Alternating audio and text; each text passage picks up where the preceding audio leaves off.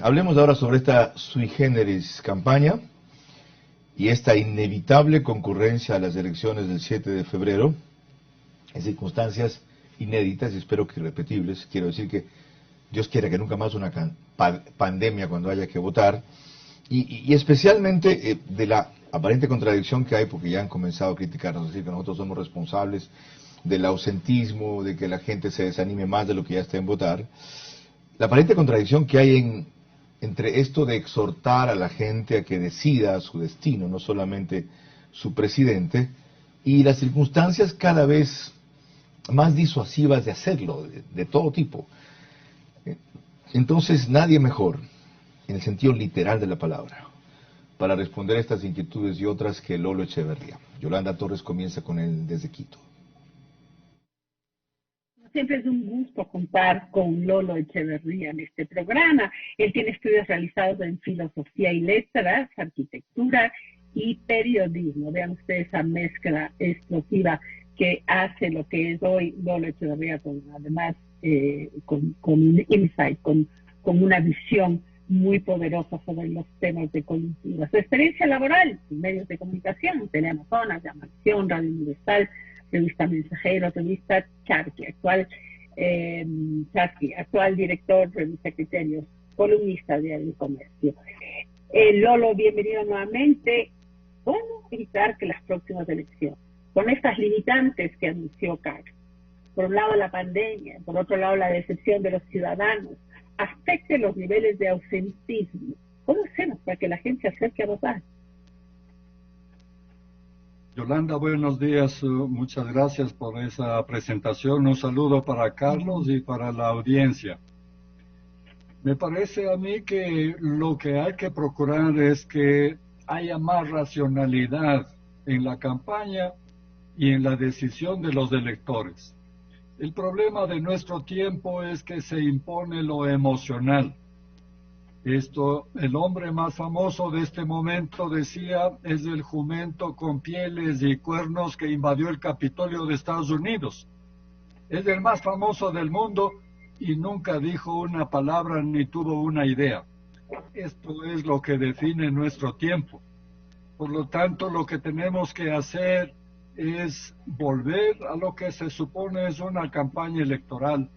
El tiempo para conocer las propuestas de los candidatos, las diferencias entre los candidatos, la personalidad de ellos y la realidad nacional con la cual tenemos que comparar el trasfondo para el cual hacen las ofertas. Si es que consiguiéramos introducir algo de racionalidad, creo que recuperaríamos algo de esperanza. Lolo, lo que usted está pidiendo realmente es un tema bastante complicado. Las élites más informadas y enteradas de las consecuencias de malas administraciones, en Ecuador y otros países de Latinoamérica, sí intentan transmitir los peligros de una mala decisión, pero ¿qué es en realidad una mala decisión? Para quien no tiene los mismos parámetros de juicio que los iluminados, llamemos. La persona que vive su día a día y realmente tiene una vida, probablemente, y vive en torno a su trabajo, a su familia, a su novela, no sé, a la televisión.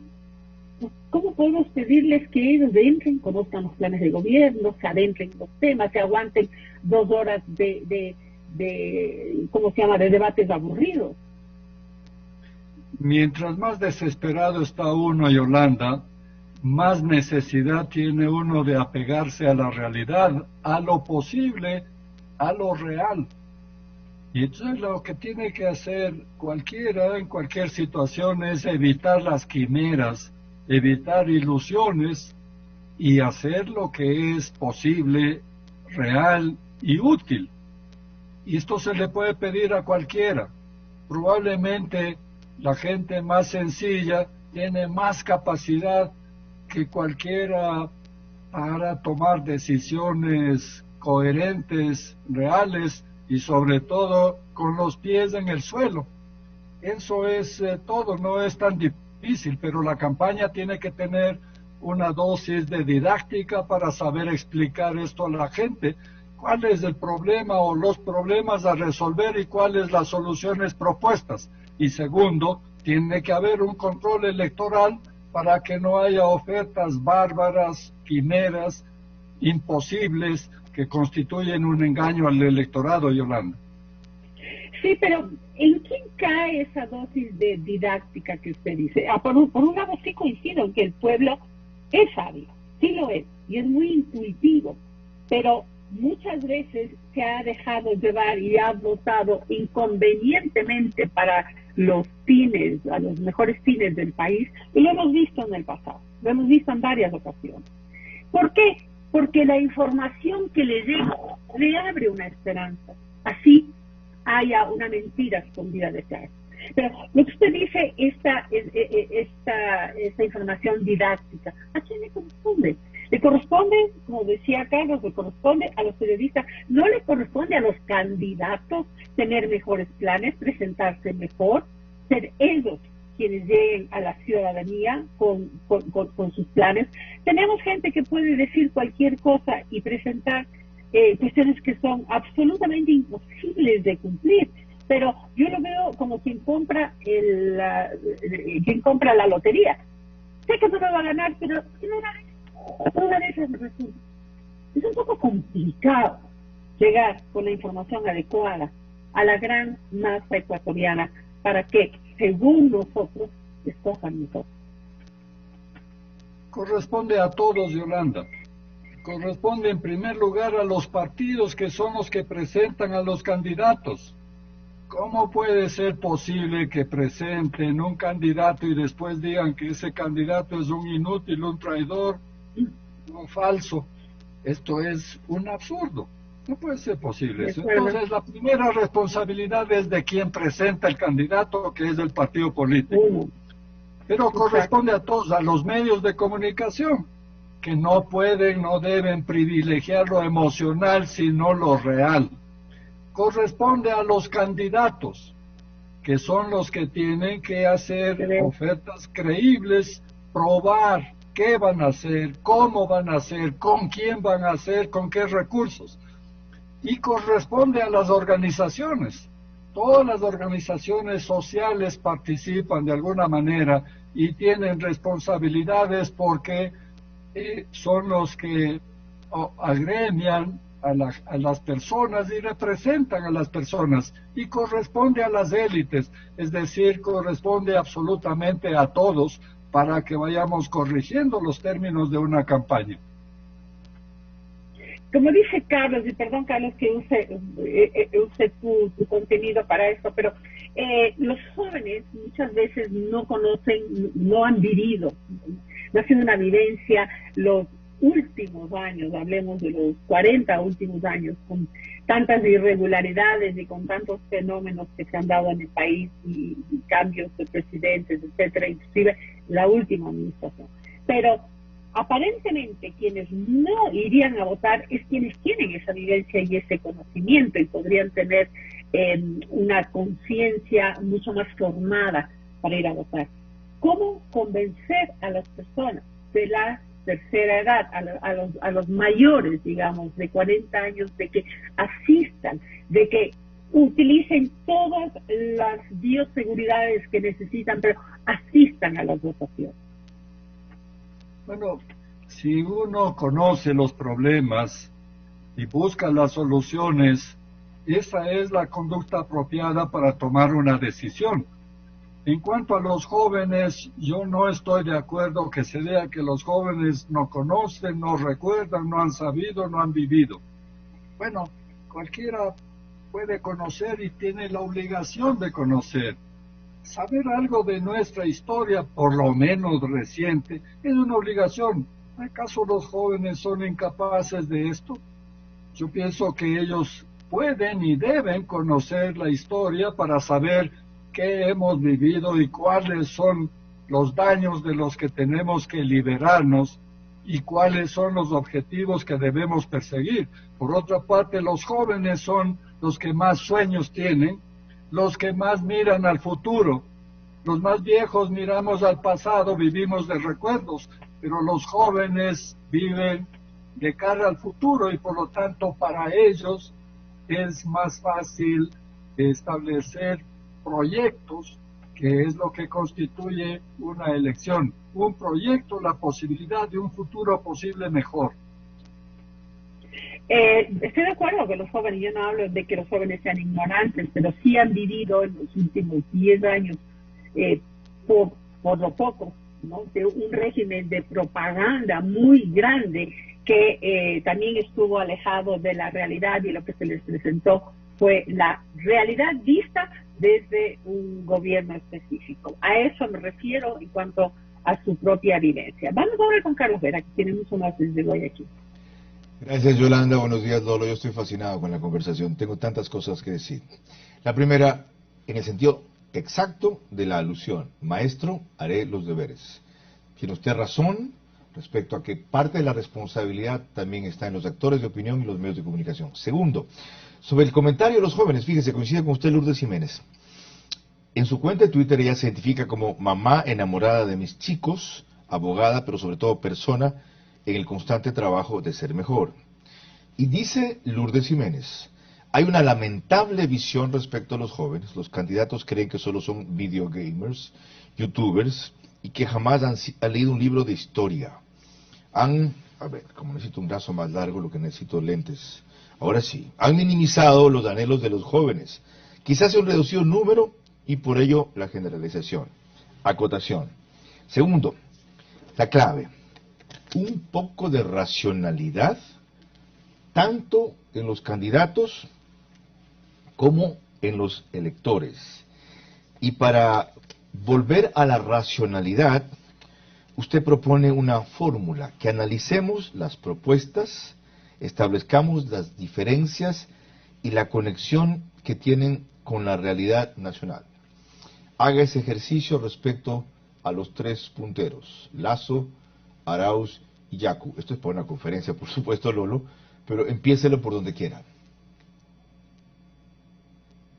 Bueno, yo creo que en el debate que hemos tenido hasta ahora se demostró la calidad de los candidatos y el problema de la elección que tenemos entre manos.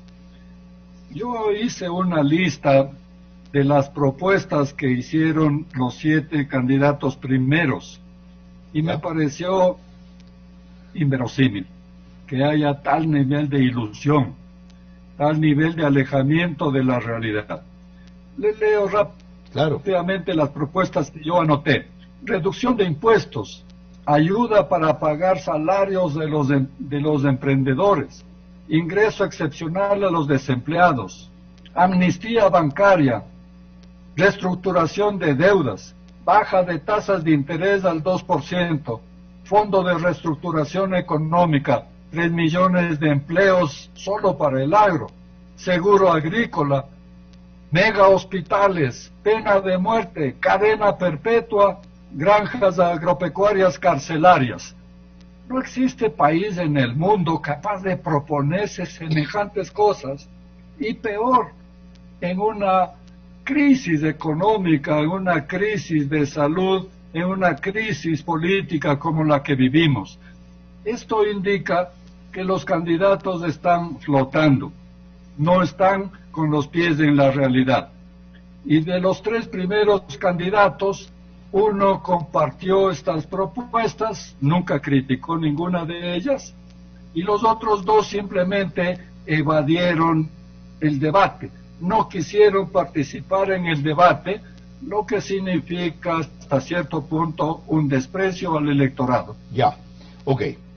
Hecha esa disección y análisis, ¿cuáles son, antes de eso, por qué un considerable número de electores, 24, 25%, si vemos lo que tiene Lasso según Ipsos, que ya está adelante, y otro, 22, 21%, según Ipsos, vuelvo a repetir, lo que tiene Arauz, y 17% es lo que tiene Yacu, se entusiasman con algunas de las propuestas que son desbordadas. ¿Por qué? Bueno, porque esa es la condición de nuestro tiempo. Los medios que introducían algo de racionalidad están de bajada en este momento. Las redes sociales son el instrumento de la publicidad electoral hoy en día, y las redes sociales privilegian solo lo emocional, lo estrambótico. Y en algunos casos, o diría que en la mayoría de casos, desgraciadamente, por la forma en que se activan los bots, los troll centers, los pagados, cosas falsas. Entonces, ¿cómo contrarrestamos esa ola? Bueno, esa ola hay que contrarrestar, como es una mala prensa, hay que contrarrestar con buena prensa, eso es todo. Pero nosotros no estamos mejorando, estamos empeorando. La buena prensa me refiero. Correcido. Y entonces nos están ganando la partida. Por eso es que este problema no es solo nuestro, es problema planetario hoy en día. Por eso se está planteando la posibilidad de que se retiren las cuentas a agentes peligrosos. Y ahora resulta que el presidente de Estados Unidos, el hombre más poderoso del mundo, es un agente peligroso a quien se le cierran las cuentas. Y entonces, ¿quién decide eso? Un tal Zuckerberg. ¿Quién es el tal Zuckerberg? Un empresario exitoso, un inventor o un pastor de emotividades. Qué bueno que entras en eso, pero Lolo, no puede ser posible. Pero Lolo, ¿no es eso lo que hacíamos tú y yo cuando dirigíamos espacios informativos, especialmente en televisión, y todos los días decidíamos qué sacábamos y qué no sacábamos? En algunos casos por consideraciones de espacio, fácil decisión. En otros casos por consideraciones de importancia, esto no es tan importante como lo otro, de paso bajo nuestros criterios de importancia, de trascendencia, de gravitación. Y en otros, bueno, en mi caso, ahí sí hablo, por consideraciones éticas. Esto, siendo noticioso, no es positivo. Su efecto va a ser más contraproducente que la divulgación de conocerlo. ¿Por qué si nosotros como directores de medios, los medios actuales como directores de medios, o jefes de redacción, y en la televisión el editor final, quien tiene la decisión última de qué pone y no pone, qué saca y no saca, qué comunica y qué no comunica, qué dice y qué no dice? Eso hace la prensa todos los días. Ahora no lo puede hacer una plataforma, ¿por qué no? Pero Carlos, cuando nosotros hacíamos eso, lo hacíamos sobre bases racionales. ¿Cómo jerarquizábamos las noticias? Por cercanía, por importancia, es decir, había un proceso racional. ¿Cuáles eran las que debían, de acuerdo con la realidad en la que vivíamos? Correcto. Pero un proceso de selección racional. Cuando empezó lo emocional y la búsqueda de simplemente rating, y la televisión se llenó de crónica roja, yo me negué a poner crónica roja en el noticiero. Y como no tenía posibilidades de estar en primer lugar, el que más muertos tenía era el que ganaba en el rating. Entonces empecé a buscar con qué podemos competir la crónica roja. Y por eso decidí competir con el humor. Y fue bastante exitoso.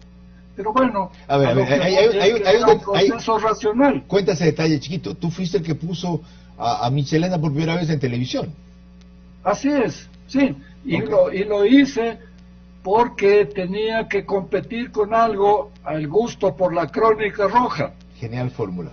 Y me costó mucho trabajo convencerle a Michelena, porque él pensaba que la televisión era demasiado elitista, no era popular. Así es. Pero entendió que él podía hacerle popular, que él podía contribuir a esa variación, o por lo menos evitar el desastre de que corran ríos de sangre por los medios de comunicación. Qué buena fórmula, de paso, y qué bueno recordar. Ahora, volvamos a la realidad actual. La diferencia sobre el tema de los medios es que si estamos equivocados, o ejercemos, como dicen, o como llaman, censura a la edición, a la selección diaria de temas, hay multiplicidad de medios, hay varias opciones. ¿No te parece esto? Mira otro, hay algunas tendencias, hay pluralismo, y ahora diría que hasta extremismo en algunas plataformas que no son medios. Pero en el caso de Facebook, en el caso de Twitter, es un monopolio en esa herramienta. Entonces, no se justifica que siendo los únicos con esa herramienta no permitan ese tipo de manifestaciones que evidentemente causaron lo que no causaron, catalizaron lo que el 6 de enero se dio, por ejemplo, en Washington. Bueno, lo que tienen las redes es el monopolio del caos, porque los que manejan las redes no manejan los contenidos, y los contenidos manejan los ciudadanos. ¿Quiénes participan más? Los más vanidosos, los más ambiciosos, los malvados. Estos son los que más participan. Y una característica típica de las redes sociales es que no asumen responsabilidad, que se ampara en el anonimato y que es todo emocional. Y hay una cosa que indica la irracionalidad de esos contenidos, y es que nadie se propone ni probar, ni justificar, ni fundamentar lo que dice. Son opiniones olímpicas las que circulan por las redes sociales. Nadie justifica absolutamente nada y todos creen tener derecho a la opinión y todas las opiniones son iguales. Eso es una mentira. No todas las opiniones son iguales. La opinión del sabio no es lo mismo que la opinión del estúpido. Qué bien. Lolo, gracias por tu opinión fundamentada y sobre todo racional. Teníamos que llegar a esto tras comenzar con el análisis de la campaña y las sui generis elecciones a las que vamos. Lolo Echeverría, yo solo quiero recordar una invocación que él hizo. Si pudiéramos volver a la racionalidad, recuperaríamos algo de esperanza.